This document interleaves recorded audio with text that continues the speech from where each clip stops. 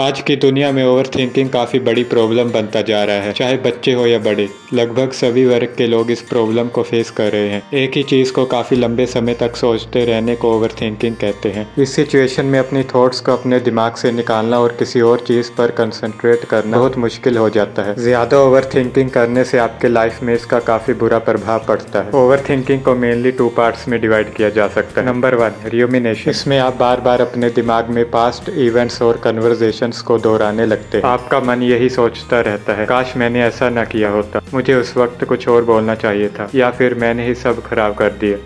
ये सोच आपको फ्रस्ट्रेशन, गिल्ट से भर देती है। इसका सबसे बड़ा नुकसान ये है कि आप अपने वर्तमान में जीना भूल जाते हैं। आपका दिमाग बार बार पास्ट में उलझा रहता है, जिसे अब बदला नहीं जा सकता। Number 2, future tripping. इसमें हम फ्यूचर इवेंट्स के बारे में सोचकर बार बार परेशान होने लगते हैं। इसमें हम ये सोचते रहते हैं कि कहीं फ्यूचर में हमारे आज के लिए हुए डिसीजन से कुछ गलत ना हो जाए। हालांकि ज्यादातर ऐसा कुछ नहीं होता, लेकिन आपका दिमाग पहले ही डर और चिंता से भर जाता है। Harms of over thinking. Over thinking से मेंटल फटीग होता है और ये दिमाग में कंफ्यूजन और स्ट्रेस को क्रिएट करता है। इससे आपका दिन का ज्यादातर समय सोचने में ही चला जाता है। आपके अंदर कॉन्फिडेंस कम होने लगता है, क्योंकि आप बार बार अपने डिसीजंस पर डाउट करने लगते हैं। आप परफेक्शन के चक्कर में बहुत सी अपॉर्चुनिटीज को मिस कर जाते हैं। Techniques to stop overthinking. Number 1, अपने दिमाग को किसी और काम में लगाएं। दोस्तों, जब दिमाग बार बार एक ही बात सोचने लगता है तो वो बात और भी बड़ी लगने लगती है। ऐसा होने पर आपको अपने दिमाग को किसी और काम में लगाना है, क्योंकि जब आप कोई दूसरा काम करने लगते हैं तो आपकी सोच पुराने ख्यालों से धीरे धीरे बाहर निकलने लगती है।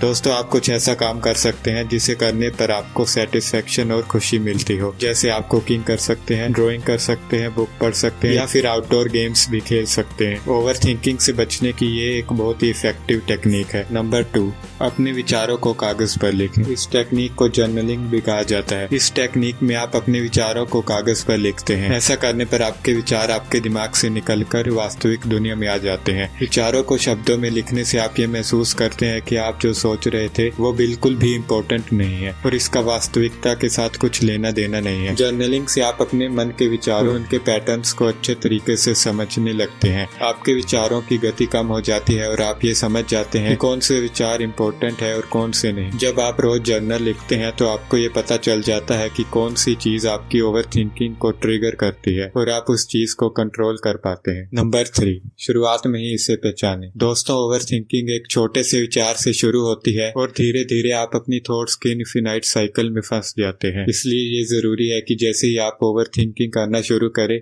आप तुरंत ही उसको पहचान लीजिए। इस तरह से आप आसानी से ओवर थिंकिंग को कंट्रोल कर पाएंगे, इससे पहले कि वो आप पर हावी होने लगे। समय रहते ओवर थिंकिंग को पहचानने पर आपकी दिमागी ऊर्जा कम खर्च होती है और इस कारण आप आसानी से इससे बाहर निकल पाते हैं। नंबर 4, अपनी थॉट्स को चैलेंज कीजिए। जब भी आपके मन में कोई नेगेटिव थॉट आए तो आप अपने आप से पूछिए कि आप जो सोच रहे हैं क्या वो वाकई में सच है या सिर्फ एक विचार है। अपने विचारों को तर्क के साथ चुनौती देने की आदत डालिए। ऐसा करने पर आप ये पाएंगे कि आपके मन में आने वाले विचारों का असल में हकीकत से कोई लेना देना नहीं है। ऐसा करने पर आप ओवर थिंकिंग के लूप से आसानी से बाहर निकल पाएंगे। नंबर 5, गहरी सांसें लें। दिमाग को शांत करने और स्ट्रेस को कम करने का असरदार तरीका है डीप ब्रीथिंग। जब आप डीप ब्रीथिंग करते हैं तो आपके ब्रेन को ये सिग्नल जाता है कि आप बिल्कुल सेफ हैं, जिससे आपके दिमाग का पैरासिम्पैथेटिक नर्वस सिस्टम एक्टिवेट हो जाता है, जो आपके तनाव को कम करने के लिए इम्पोर्टेंट रोल प्ले करता है। हमें इस बात को समझना चाहिए कि किसी भी डिसीजन को लेने से पहले उस पर अच्छे से सोच विचार करना बहुत ही जरूरी है। लेकिन जब हम एक ही चीज को बार बार सोचने लगते हैं या अपने डिसीजन पर लगातार शक करने लगते हैं और हम उस सोच से बाहर नहीं निकल पाते, तो ये ओवर थिंकिंग बन जाता है, जो हमारे लिए सही नहीं है। इसलिए हमें इस आदत से बचना चाहिए। दोस्तों, ओवर थिंकिंग से बचने के लिए ये कुछ इफेक्टिव टेक्निक्स है। दोस्तों, अगर आप अच्छे तरीके से इन पॉइंट्स को फॉलो करते हैं तो आप ये पाएंगे कि धीरे धीरे आपकी ओवर थिंकिंग करने की हैबिट कम होती जा रही है और आप पहले से अच्छा महसूस कर रहे हैं। तो दोस्तों, ये थी आज की वीडियो। अगर आपको ये वीडियो पसंद आई हो तो इस वीडियो को लाइक, शेयर और इस चैनल को सब्सक्राइब करना न भूलें। Thanks for watching.